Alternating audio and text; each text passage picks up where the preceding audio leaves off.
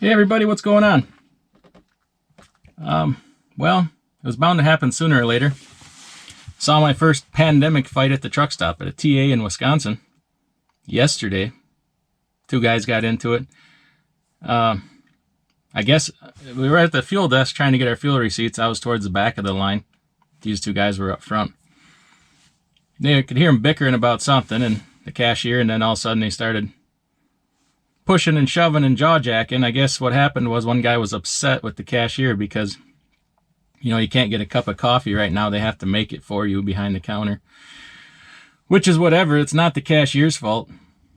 And one guy was giving her a hard time. Another guy apparently stepped in and told him to knock it off. And then they got pushing and shoving and jaw-jacking, but that's as far as it went. And then, of course, when one guy's on his way out the door, he's yelling back at the other guy.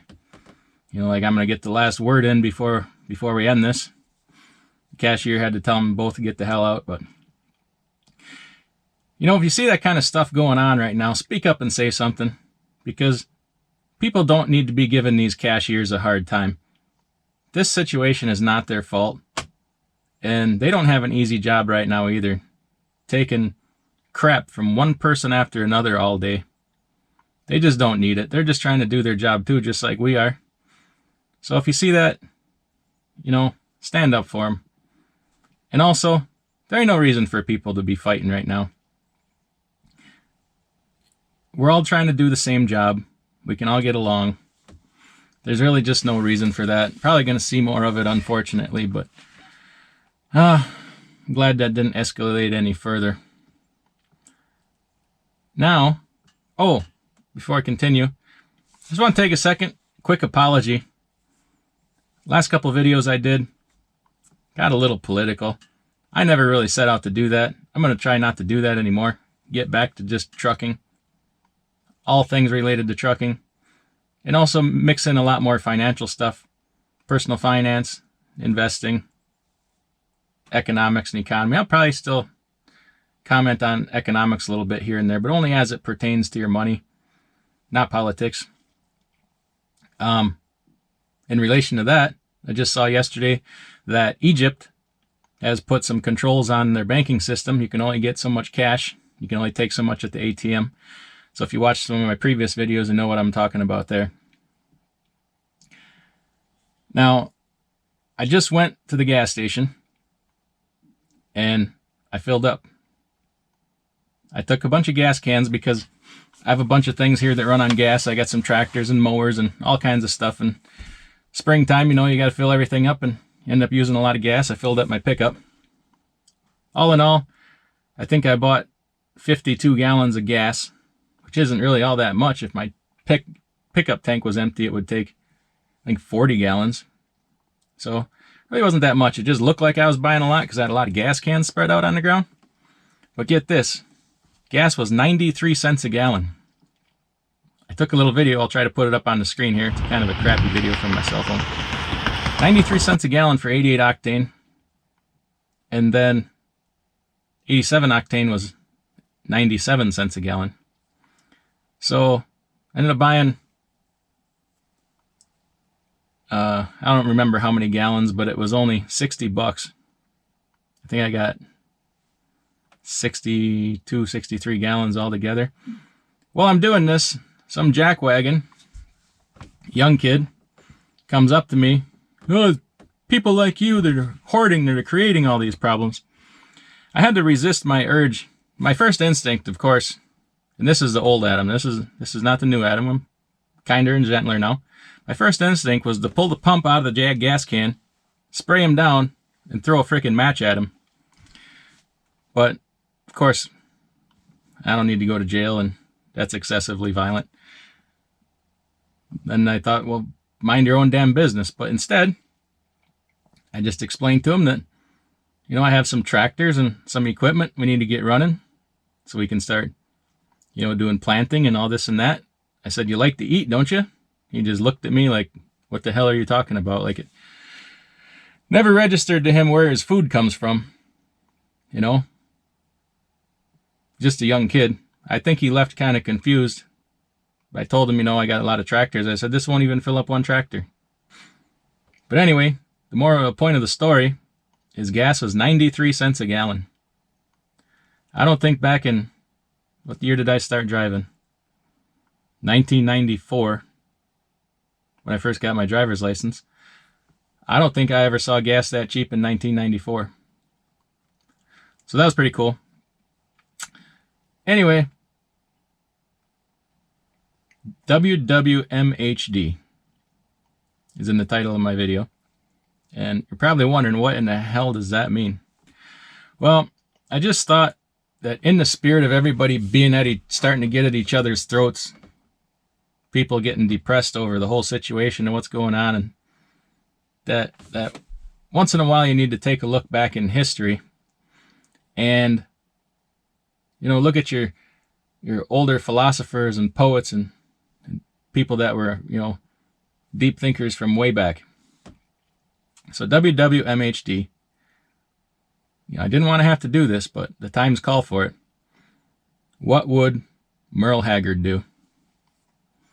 If you're a younger person, not all that familiar with Merle Haggard, I suggest you go back, go on YouTube or wherever you get your music from.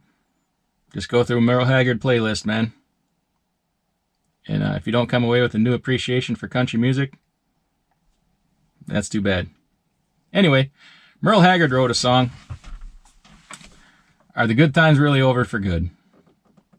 And yeah, this is kind of lighthearted, but after going through the lyrics, listening to the song a few times, I thought, you know, this is pretty doggone relevant to what we're going through right now. He starts the song off by saying, I wish a buck was still silver. It was back when the country was strong. Boy, is that true. You know, they started to phase out our gold-backed dollar after World War II. They started to phase it down. It's part of the Bretton Woods Agreement. The final nail in the coffin, can't remember if it was 72 or 73. Our dollar was still partially backed by gold and a little bit of silver. And then Nixon signed an order to just totally eliminate that. Now our money is only backed by the faith and credit of our United States government and our ability to print money. So our dollar is not nearly as strong as it used to be. And we've also had, you know, significant inflation since then. Getting back to a sound money policy would really help our economy and our currency. And a lot of people knew that before they took us off the gold standard. They knew this was going to happen. We'll never get back to that, but it's just a nice thought. Then he goes on to say, before Elvis, before the Vietnam War came along, it was a different country back then. Things were simpler and easier. Before the Beatles and yesterday, when a man could still work and still would. Boy, is that true now. What happened to men in this country that we're not proud of a hard day's work anymore? People tell their children, go to school, study hard so you don't have to dig ditches or you don't have to swing a hammer. What the hell's wrong with swinging a hammer or being a plumber? The world needs people like that. There's no shame in any work as long as you're working. And there's so many men now that are 40 years old and still playing video games all day. There's a small portion of them, maybe 0.1% that make money doing that, but the rest don't. I'm sorry. So if we were a country where the men could still work and still would we be better off?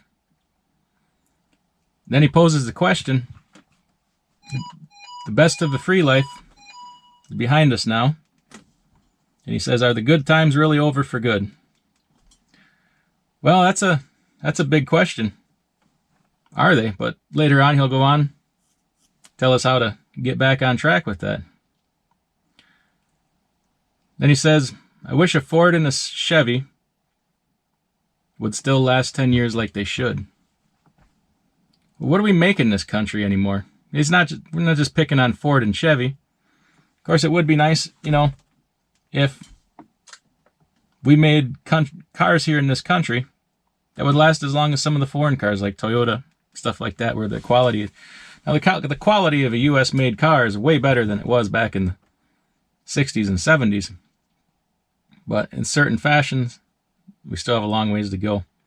So overall, it's just, why can't we make things in this country again, is what he's saying, and things that last, things of quality.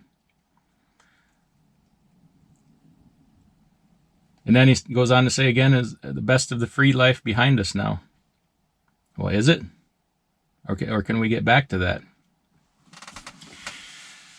And then he says, I wish a Coke was still cola, and the joint was a bad place to be. Boy, that's true. You know, with the drug culture we have today, Coke isn't cola anymore. Coke is cocaine. And the joint, it used to be a bad place to be. It used to be a bad thing to go to jail, but now, gangbangers and stuff, it's cool. You know, if you ain't been to jail, you don't get any respect. It's also a double entendre by joint, you know, wishing the joint was a bad place to be, but now joint is marijuana, and marijuana's good.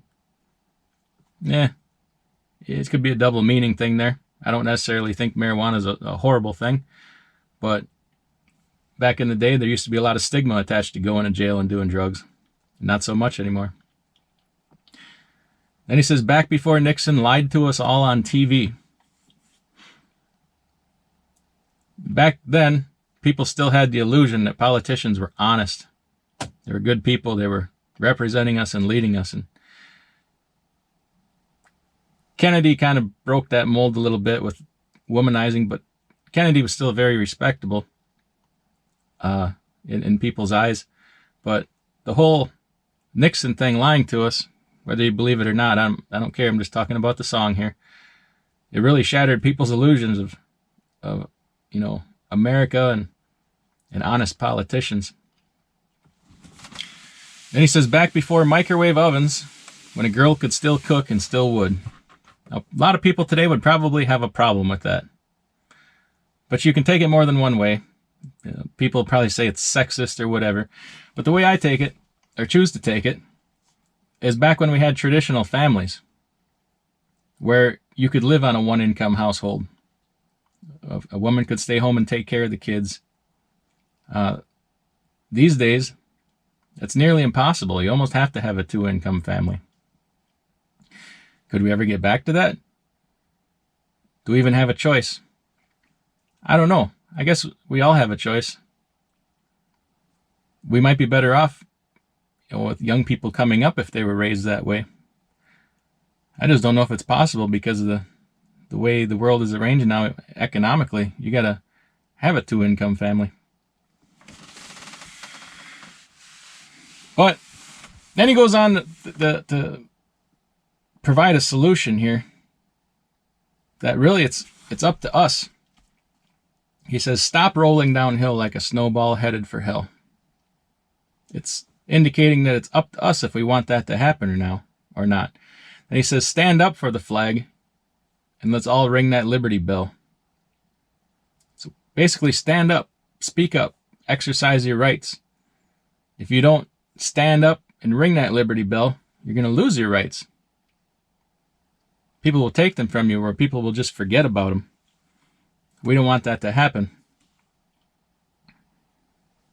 So make a Ford and a Chevy last 10 years like they should. So let's start taking pride in our work and make America strong and make things great again, and start making things and doing things like Americans. And he says, the best of the free life is still yet to come. The good times ain't over for good. So what I take from that is it's truly up to us at an individual level. If we just want to let things continue like they are, they'll continue to go like they are.